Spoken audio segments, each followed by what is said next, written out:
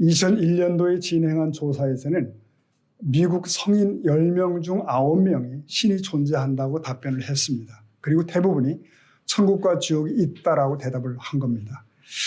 하나 20년이 지난 지금 신이 존재한다고 답변한 이는 10명 중에 절반 정도에 이르고 또 천국과 지옥이 있다는 답변도 역대 최저 수치를 기록하고 있습니다. 주목할 것은 나이가 젊을수록 종교적 믿음이 약하다는 점이에요. 젊은 세대는 장년 세대보다 내세의 존재를 믿지 않는 것으로 드러나고 있습니다. 이런 추세는 우리 한국도 예외가 아닙니다. 서울대에서 10년 넘게 죽음학을 강의하는 정모 교수라는 분이 있습니다. 부모와 친척의 죽음을 지켜보면서 죽음에 대한 관심을 갖게 됐다는 거죠. 그는 수많은 연구 결과를 접한 결과를 이렇게 얘기합니다. 죽음은 사방에 꽉 막혀있는 벽이 아니라 다른 세계로 이동하는 문이라는 걸 확신케 됐다. 그가 신앙인지는 잘 모르겠습니다. 많은 내세를 인정하게 됐다는 거예요. 육체는 분해되어서 자연으로 돌아가고 영혼은 다른 차원으로 건너간다는 거죠. 그러니까 많은 임사 체험들로부터 그 결론을 도출을 한 겁니다. 그런데 성경은 이미 오래전에 분명하게 죽음 그 너머의 세계에 대해서 가르쳐 왔습니다. 자, 여러분 잘 아시는 히브리서 말씀 9장 27절을 보겠습니다. 네, 같이 읽을까요? 시작. 한 번 죽는 것은 사람에게 정해진 것이요 그 후에는 네, 죽음은 모든 사람에게 공평하게 주어진 것입니다. 그런데 거기가 끝이 아니라 평가가 있어요. 왜? 그 이후가 있으니까. 그러면 죽음 그 이후에는 과연 무엇이 있는가? 예수님이 주신 사후세계에 대한 비유 중에 가장 선명한 것이 본문이라고 생각합니다. 본문은 세 부분으로 나눠져 되어 있습니다. 19절부터는 이 부자와 거지 나사로의 생전의 모습이 묘사되어 있습니다. 그리고 23절에는 두 사람 둘 다 죽음을 맞는 장면이 나오고요. 그 다음에 24절부터는 특히 부자가 음부에 떨어져서 고통바탕하다가 아브라함께 간청하는 그런 내용이 나오게 되는 것이죠. 자, 생전의 두 사람을 살펴보겠습니다. 살아있을 때 두 사람의 처지는 판이하게 다릅니다. 둘이 어떻게 달랐나? 우선 부자를 보겠습니다. 19절을 보면은, 네, 19절 다시 한번 읽어볼까요? 시작. 한 부자가 있어 자색옷과 고운 베옷을 입고 날마다 호화롭게 즐기더라. 여기서 부자는 세 가지로 설명이 되어지죠. 먼저는 옷입니다. 자색옷과 고운 베옷을 입었다. 이 자색옷은 굉장히 비싼 옷감이었대요. 이 옷은 귀족이나 상류층의 표시였다고 합니다. 그리고 고운 베옷은 명품 속옷이랍니다. 네. 이 부자의 옷이에요. 그 다음 부자에 대한 다음 묘사는 호화롭게 즐기더라. 그렇죠?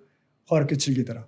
아주 우아하게 화려하게 마련된 잔치를 즐기며 살았다.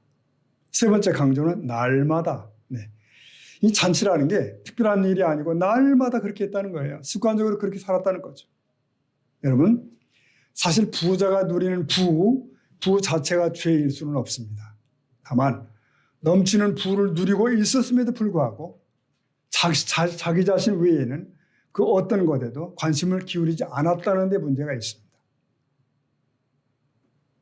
자, 근데 여기서 20절, 21절에는 또 다른 사람이 묘사가 되잖아요. 20절 보면은 그런데 나사로라 이름하는 한 거지가 헌데투성이로 그의 대문 앞에 버려진 채, 네, 21절 읽어봅니다. 그 부자의 상에서 심지어 보세요. 여기 한 거지가 등장하죠. 눈여겨보십시오. 부자의 이름은 무기명으로 처리가 되었습니다. 근데 가난한 자의 이름은 언급이 되었죠. 누구? 나사로입니다. 그러면서 그의 처지가 몇 가지로 묘사가 되는데요. 먼저 그는 헌데투성입니다. 온 몸이 상처와 고름나는 종기투성이다. 그는 부자의 대문 앞에 버려져 있습니다. 그러니까 주위에 아무도 없어요. 가족과도 멀어졌는지 그의 주위에는 남아있는 사람이 없습니다. 그 다음 버려지다는 누군가가 그를 부자의 대문 앞에 놔두고 한 것 같아요. 그렇다면 그는 아마도 장애인일 겁니다. 그러면 그가 먹는 것은 뭐죠? 네, 부자의 상에서 떨어지는 거예요. 아마도 고대 사람들은 음식물 찌꺼기를 상 아래에 그냥 버렸던 것 같습니다.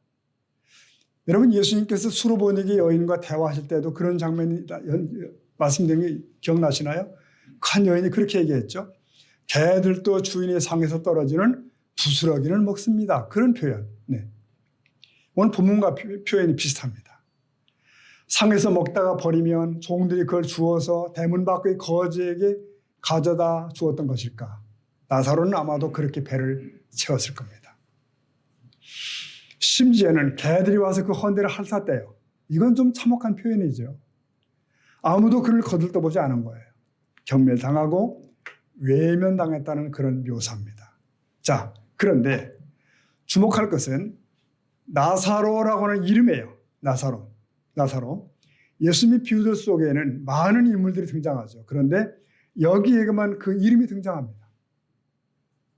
네. 원어로 나사로는 하나님이 도우신다, 그런 뜻입니다. 하나님이 도우신다. 요한복음 11장에도 여러분 베다니촌에 사는 나사로 있죠. 네, 기억나십니까? 3남매 중에 같은 이름입니다. 여러분, 그러면 여기 이 사람, 그의 이름과 그의 실제 현실은 너무나 다르잖아요. 하나님이 도우시다. 맞나? 이 사람? 여러분, 그렇습니다. 어쨌든 이것이 살아있을 때 이 두 사람의 삶의 모습이에요. 그러니까 천양지차다는 거죠. 부자와 거지. 그런데 이 두 사람에게 공평하게 다가온 것이 있습니다. 뭘까요? 죽음이에요. 아주 공평하게 다가왔습니다. 어느 날 죽음이 다가옵니다. 톨스토이가 그런 말을 했답니다. 인간은 죽음 앞에서 모두 공평하다. 공감이 되시죠, 여러분? 네, 공평하다. 여러분, 여기에 단순하지만 무거운 교훈이 있습니다. 거지도 죽고 부자도 죽는다는 사실이에요.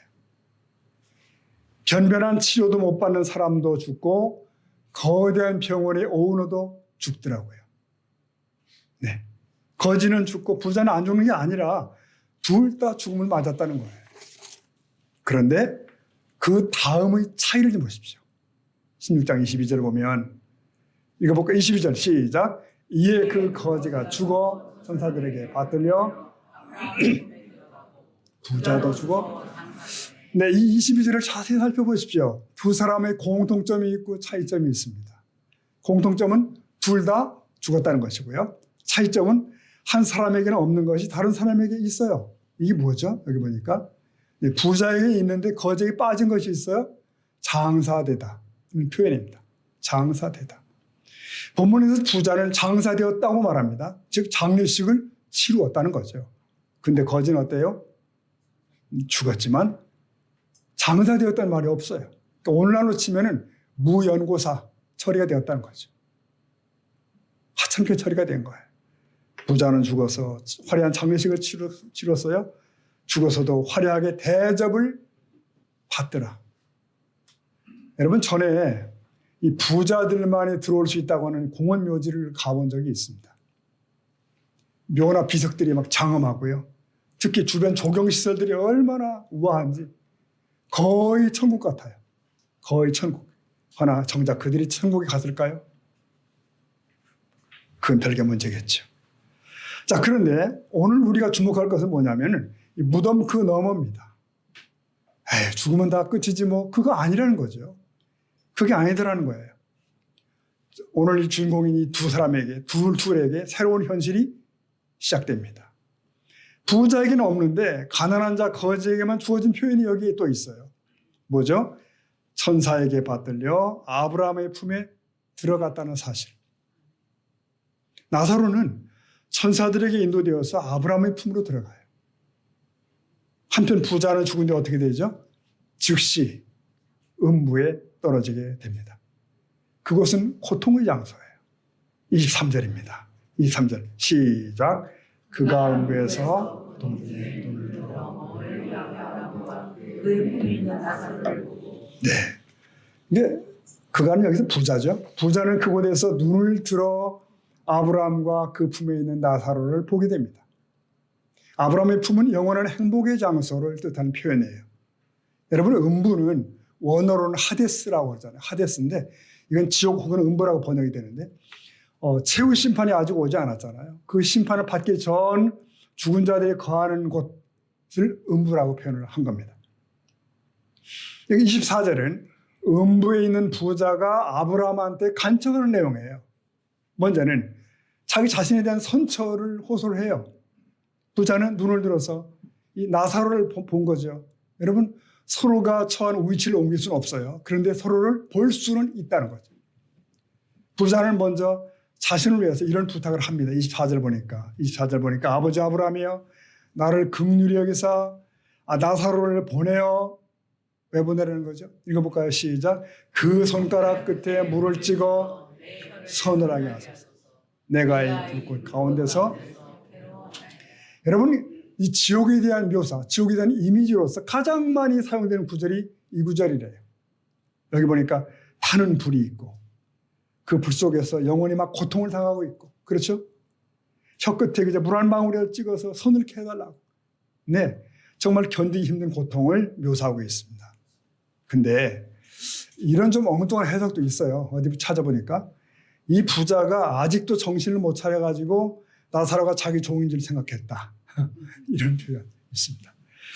여기서 아브라함의 답변을 한번 들어보실까요? 아브라함이 이렇게 말 25절 보니까 아브라함이 이르되 예, 너는 살았을 때 좋은 것을 받았고 나사로는 고난을 받았으니, 그 다음 읽어봅시다.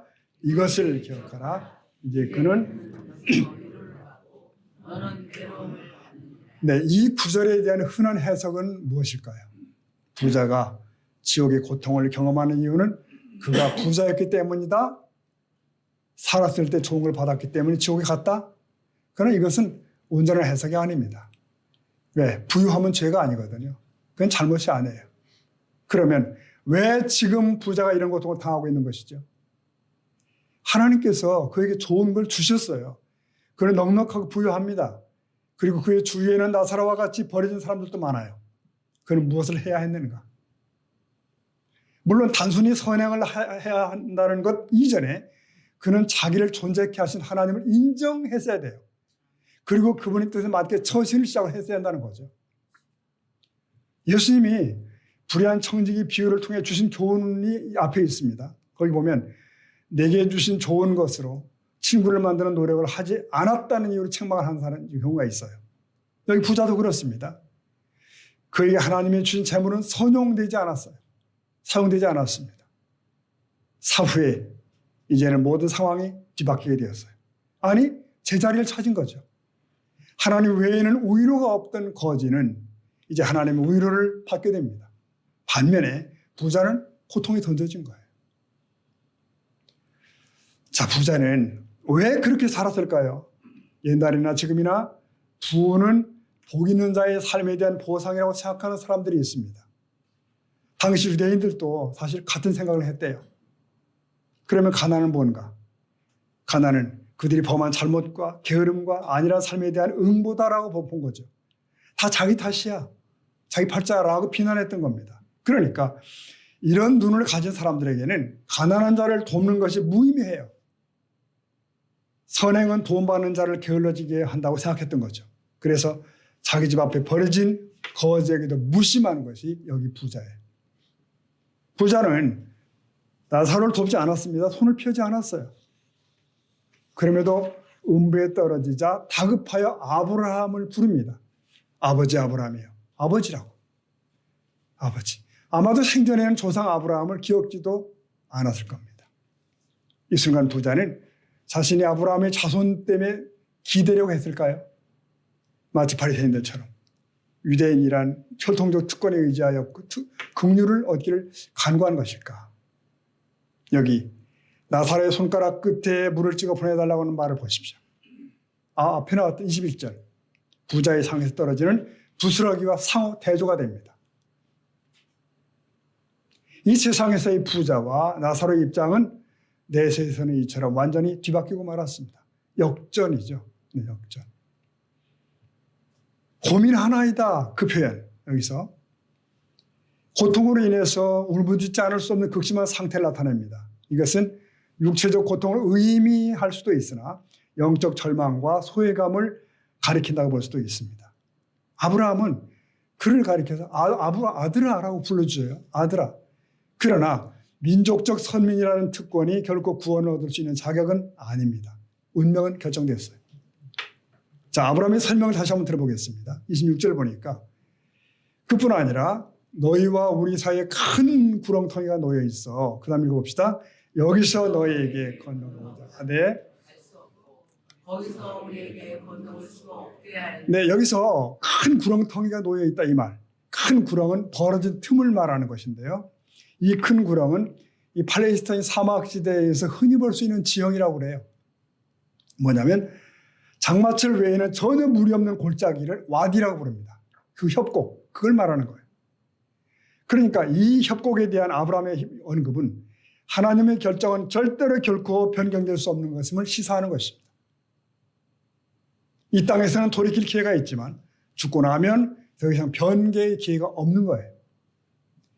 죽음 이후 결정된 각자의 운명은 어느 누구의 권세로도 변경될 수 없다는 것입니다. 준엄하죠. 그런데 가톨릭에서는 연옥이라는 교리를 만들었어요. 연옥. 지상에 있는 친척들이나 친구들이 연옥에 가 있는 자를 위해 뭔가를 할 수 있다고 본 거죠. 미사나 헌금이나 뭐 교회 봉사를 잘 행하면 조상이 연옥에서 천국으로 옮김받을 수 있다고 그렇게 봤던 거예요. 이건 성경에 위배되는 사상임을 우리가 알아야 됩니다. 자, 그러자 부자가 질문에 대한 초점을 바꿉니다. 이제는 자기가 아니라 땅에 있는 형제들이에요. 이런 양반도 형제들은 귀한가 봐요. 누가복음 16장 27절 보니까 이렇게 말하는 거죠. 그 부자가 이르되 그러면 아버지요 구하노니 저 나사로를 내 아버지 집에 보내소서. 왜 그러는 거예요? 28절 시작. 내 형제 다윗이 있으니 그들에게 그들로 이 고통을 받는 곳에 오지 않게 하소서. 자, 고대 사회는 대가족이었죠. 보통 형제들이 한 집에 밀집하거나 혹은 가까이에 살고 그랬던 것 같아요. 부자는 지금 땅에 남아있는 자기 형제들에게 나사로를 보내달라는 거예요. 나사로를. 그들에게 증언하라는 거예요. 뭘? 내세가 있더라. 천국이 있고 지옥이 있어. 그 얘기를 해달라는 거예요. 사랑하는 성도 여러분, 우리가 명심해야 됩니다. 죽음 너머의 운명은 그때 결정되는 거 아닙니다. 지금 땅에 있는 동안 결정이 되는 거예요. 하나님의 나라는 하나님 명대로 오늘 준비한 자들만이 누릴 수 있는 줄로 믿습니다. 그러므로 여기서 오늘의 삶을 어떻게 살 것인가? 이게 그렇게 중요해요. 여기서 어떻게 할 것인가? 부자는 이것을 그들에게 경고해달라는 거예요. 그래서 고통받는 이곳으로 절대로 내 형제들이 오지 않도록 해달라고 그렇게 얘기합니다. 그런데 아브라함의 답변은 이렇습니다. 29절 보면 아브라함이 이르되 그들에게 누가 있어요? 모세와 선자들이 있으니 보세요. 단호하죠? 땅에도 주의 종들이 있고 말씀을 전하는 자들이 있는데 그들에게 들으라. 그 얘기예요. 여기서 모세와 선자는 구약을 가리킵니다. 구약의 가리킴이 뭐죠? 하나님이 창조주이시고 모든 인생의 삶의 주인이시다. 그 얘기예요. 그러므로 하나님이 주신 재물, 시간, 기회를 가지고 하나님을 사랑하고 이웃을 사랑하는 데 사용해야 돼요. 이게 성경의 일관된 가르침이에요. 예수님 역시도 이 비유를 통해서 동일한 가르침을 주고 있습니다. 아브라함은 부자에게 얘기하는 겁니다. 그들에게는 성경이 있고 말씀을 전하는 종들이 있으니 그들에게 들으면 돼. 굳이 죽은 자가 살아 돌아가고 천사가 가서 말하고 그럴 필요가 없다는 거예요. 너희 곁에 있는 목사나 전도자들에게 들으라는 거예요. 그러나 부자의 생각은 달랐어요. 왜? 자기 마음이 완악했으니까. 그 낭패를 형제들이 볼까 봐 두려운 거예요. 그래서 우기는 거죠. 누가복음 16장 30절 보니까 이게 부자가 우기는 거예요. 그렇지 아니하니이다 아버지 아브라함이요. 만일 죽은 자에게서 그들에게 가는 자가 있으면 회개할 겁니다. 라고 본 거죠. 부자는 집요하게 호소합니다. 아버지 아닙니다. 죽었다가 산 자가 가서 말하면 그들도 돌이킬 겁니다. 이게 부자의 생각이에요. 맞을까요? 오늘날 사람들의 생각과도 비슷할 수 있습니다. 천지개벽 일어나면 불신자들도 다 믿고 교회로 오지 않을까? 그럴까요, 여러분? 이 기적에 연연한 자는 그 기적이 드러내는 진리에도 오히려 무관심할 수밖에 없습니다. 귀신이 들어서 날뛰던 이가 있습니다. 예수 이름으로 치유를 받았습니다. 기적의 체험자가 되었습니다. 근데 얼마 후 보니까 그가 다시 세상으로 돌아왔고 도박을 하고 있더라고요. 내 아프이 말씀에 순종치 않고 특이한 것만 원하는 자들은 신앙의 인격의 변화가 없습니다. 주님과의 인격적 관계 없는 것입니다. 네. 자, 아브라함의 답변을 들어보십시오. 31절 보면은 이르되 모세와 선자들에게 듣지 아니하면, 그 다음 읽어보겠습니다. 비록 죽은 자 가운데서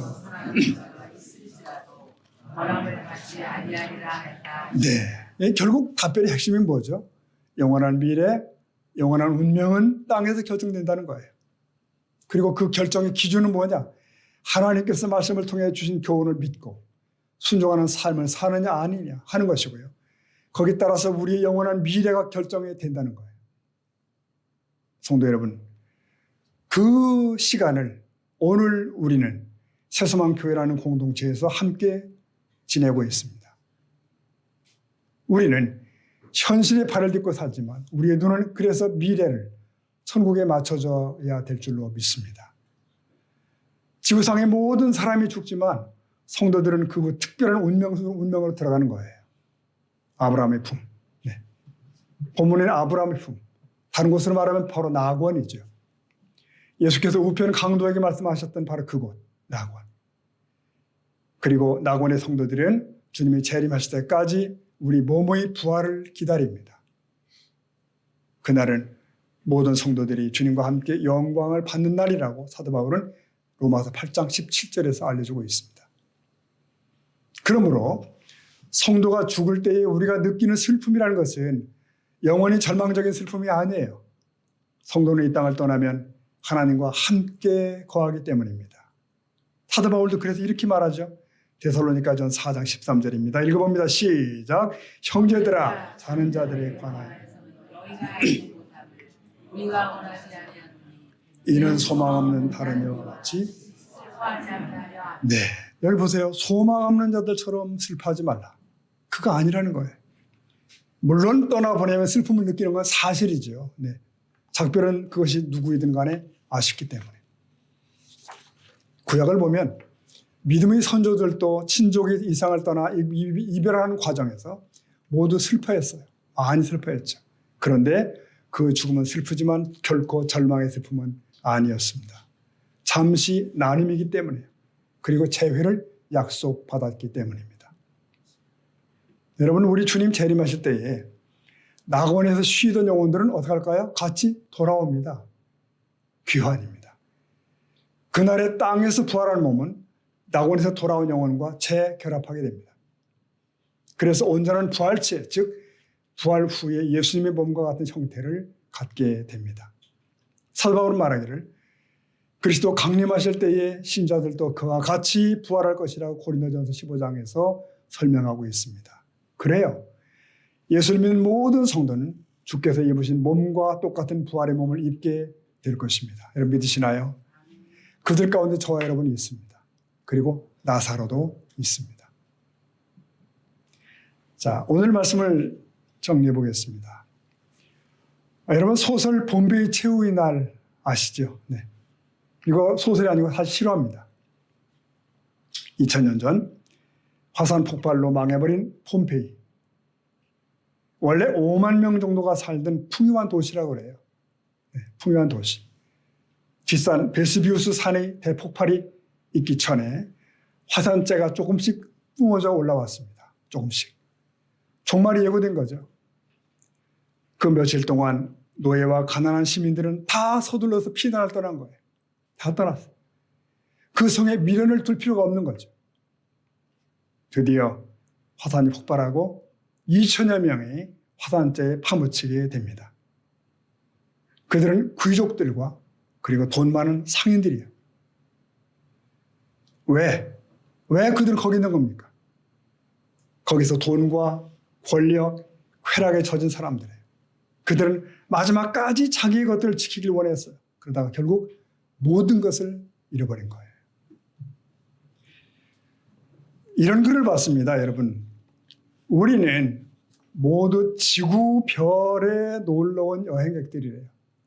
지구별에 놀러온 여행객들이다. 근데 여행이 즐거우려면 세 가지 조건이 맞아야 된다. 첫째는 짐이 가벼워야 된대요. 짐이 가벼워야 된다. 둘째는 동행자가 좋아야 된다. 셋째, 돌아갈 집이 있어야 된다. 이 부자의 경우는 세 가지가 모두 잘못된 거예요. 짐이 가벼워야 되는데 그에게는 재물이 너무 많았어요. 너무 많았어요. 매일 잔치해도 돼요. 동행자가 좋아야 되는데 그에게는 삶을 나눌 동행자가 없어요. 나 홀로 산 거예요. 그리고 돌아갈 집이 있어야 되는데 그에게는 그런 게 관심이 없었어요. 그러므로 영원한 어둠에 던져져야 됐던 거죠. 사랑하는 여러분, 이 세상 모든 것들은 여기서 사는 동안 잠시 빌려 쓰는 것입니다. 맞죠? 잠시 빌려 쓰는 것입니다. 여행지의 호텔에서의 하룻밤과 같은 것이다.